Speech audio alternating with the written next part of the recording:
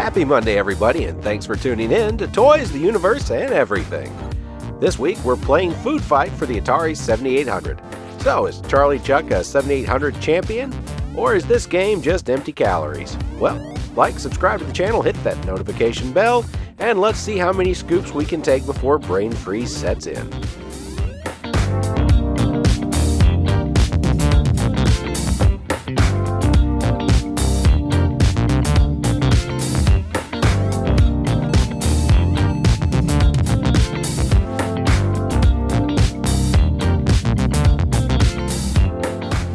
Food Fight is a port of the 1983 Atari arcade game by General Computer Corporation, where you play as Charlie Chuck, who apparently needs all of the ice cream, and needs your help to get to it before it melts. You navigate a screen full of food and 4 angry chefs, Angelo, Jacques, Oscar, and Zorba.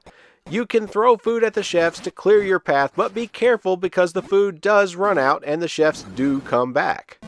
This game does have an interesting instant replay feature that, depending on your style of gameplay, you may never see.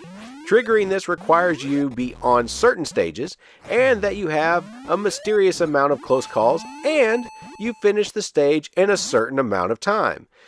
It is worth going for occasionally, as the music is fun, and it's nice to see your previous run played back for you, especially if you suffer from short-term memory loss and forgot what you just did.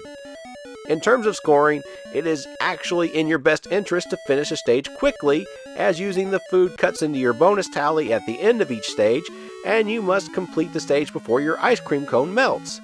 That is why it is very common to log in many hours playing this game without ever triggering an instant replay. Chefs will leave the screen when hit by food, whether it is thrown by you or them, but will return through the open manholes after a few seconds. Charlie can also fall into a manhole, so be careful navigating those as well. The graphics in Food Fight are a very fair approximation of the coin-op. Charlie animates very smoothly, and the 7800 handles all of the moving characters and projectiles without any flicker or slowdown. Way to go, 7800. The graphics in Food Fight have aged really well. Unlike some other games from the era, this sits nicely next to other better-remembered classics like Robotron and Joust. The sprites are colorful, and the screen, while minimalist, does translate well on even a modern upscaler TV solution. The sounds are better than the average 7800 stock audio. The begin level and fail jingles are memorable, and even the replay tune is catchy. The gameplay sound effects are fine as well, and this is one of the few non-enhanced 7800 games that I can say deserves recognition for not only passable sound, but really good sound. Another selling point of Food Fight is the gameplay. This game is fun, really addicting fun. The difficulty ramps up, but you never feel cheated.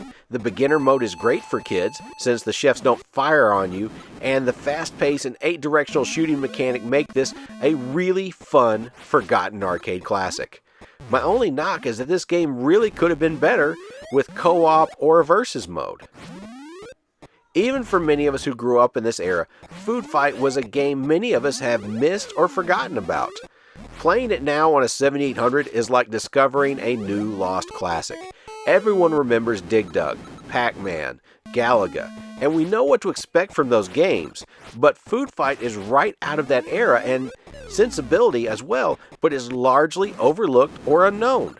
Many games from that era that are forgotten are just that way for a reason, be it bad gameplay, or sound, or graphics that don't hold up, but this one seems to be obscure, likely to Atari's own messy history and lack of presence in museum collections and anthologies to get it in the hands of gamers. So, should you pick up Food Fight? Even if you've never wanted to experience the cafeteria scene from Animal House in VR, this game will satisfy the Twitch itch of most arcade junkies. Charlie Chuck's one video game outing is a gaming classic that is criminally underrated by retro gamers.